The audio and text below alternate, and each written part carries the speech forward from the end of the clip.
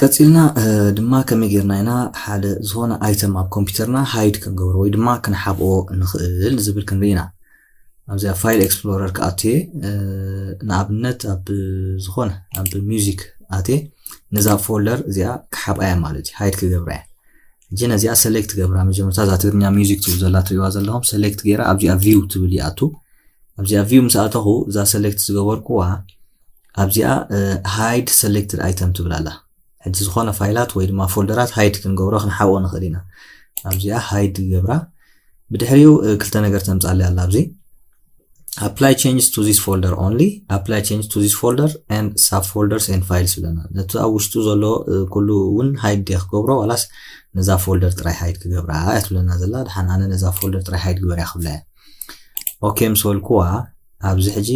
ሬዋ እዛ ሂድን ኣይተምስ ትብል ዘላ ሰሌክትድ ኮይና ስለ ዘላ እቲ ሂድን ኣይተምስ ይረአየኒ ኣሎ ሓሳስ ኮይኑ እዚኣ እንድሕር ኣጥፍያ ግን ትሪእዋ ኣለኹም ሂድን ኣይተምስ እንታይ ኮይኑ ኣሎ ማለት እዩ ኣይረአን እዩ ዘሎ ሕጂ ሃይድ ዝገበርናዮ ነገራት እንድሕዳ ምዝጠፋና ምክንረኽቦ እንድሕዳ ኢልና ነዛ ሂድን ኣይተም ትብል ኣብዚኣ ጎና ዘለኻ ነዚኣ ክሊክ ንገብራ ሕጂ ተን ሂድን ኣይተምስ ዘለዋ ሓሳስ ኮይነን ከምዚ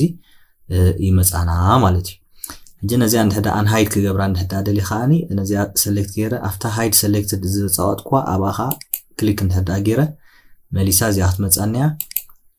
ነታ ፎልደር ኦኬ እንድሕር ኢልያ ትሪእዋ ኣለኹም ሕጂ ኣንሃይድ ኮይና ኣላ ማለት እዩ ዋላ እዚኣ ሂድን ኣይተምስ ዝብል እንድሕዳ ልጊስያ ሕጂ ኣንሃይድ ስለ ዝገበርኩዋ ኣብዚ ትመፅእ ኣላ ማለት እዩ ሕጂ ዝኾነ ኣይተም ከምዚ ጌርና ሃይድ ክንገብሮ ንኣብነት እዚኣ ክሊክ ገይረ ኣብዚኣ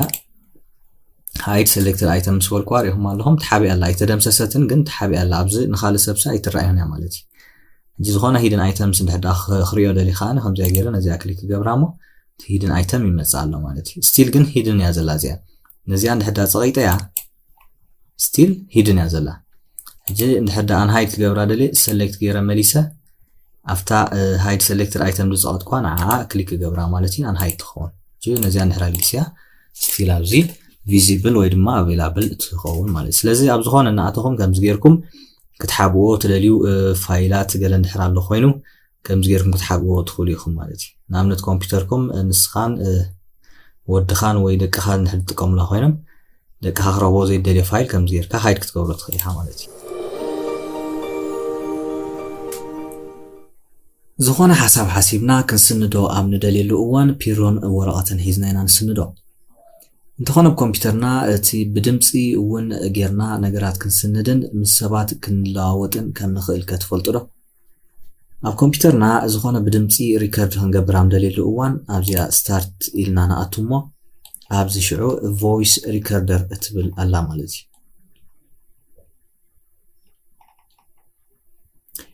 እዚኣ ንሪኣ ዘለና ቮይስ ሪከርደር እትብል ኣብዚኣ ክሊክ ንገብር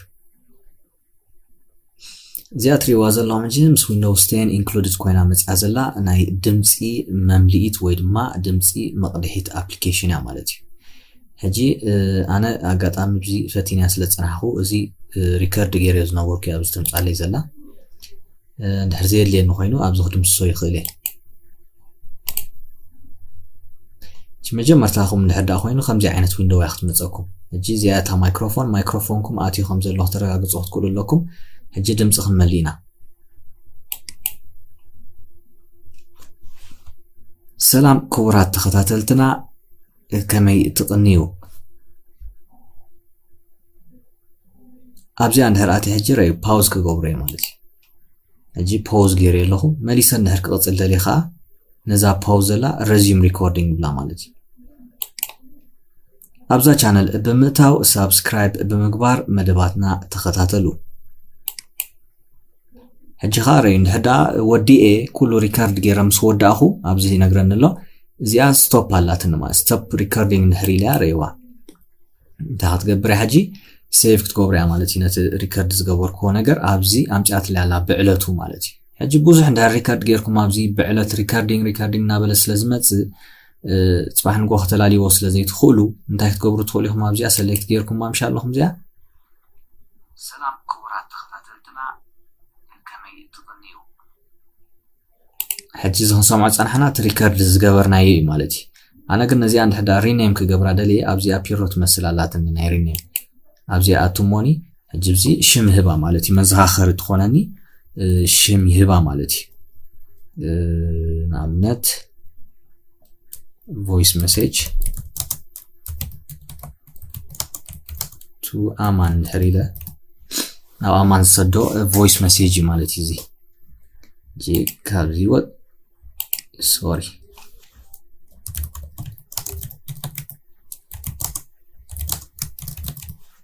أماني لا أبزي rename بلا مالتي حجي تاي جيرات الله تريوا لهم voice message to أماني لا أبزي rename جيرات الله مالتي حجي بزي play كبلا خلي عند حدا زي دليا خوينا زا message كا right click جرابي لا بزي delete كبلا يخلي تدلي خا أبزي الله تن مالتي مدام سسيت كا أبزي أتي خا delete كجبرو خا يخلي كومون edit عند حدا هم جبرو دلينا نتدم خا أبزي خناتون خلينا مالتي أبزي حجي ناي trimming علنا option حجي رأيو سلام كورات تخطيتنا كمي تظنيو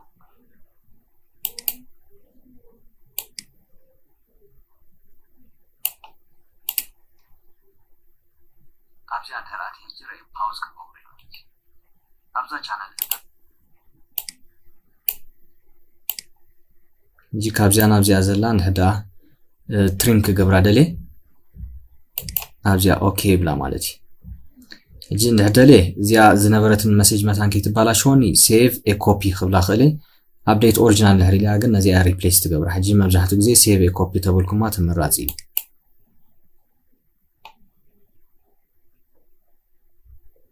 حجي save تقبر لا مالتي نتا تريم غير زوت اخوا نبينا ابزخ تسمعني ابزي انتراتي جري باوز كبر بيهما زياتا امونغو زنبرت نغريا مالتي نعا تريم غيرت رأي اوصيا زلخو مالتي هراي حجي نزا ملختخا انترنت تطقيمخا ايميل غيردي ولا خال منغد غيرخا كسدا خلي مالتي شير كغبراسي يخلي مالتي جيب زي رايت كليك غبرا بيلا شير بلا ابز شعو كمبصكمي انترنت كونكشن سلازي بلا نمبر ابزي كمبصكمي بإيميل غيركم ليكم قالخا نافت تدليو زلهم سبكا كسدوات خليكم مالتي هجي زي حنتي كافتن تقامتي ابلكيشن او ويندوز 10 زلا خنفلطا زلنا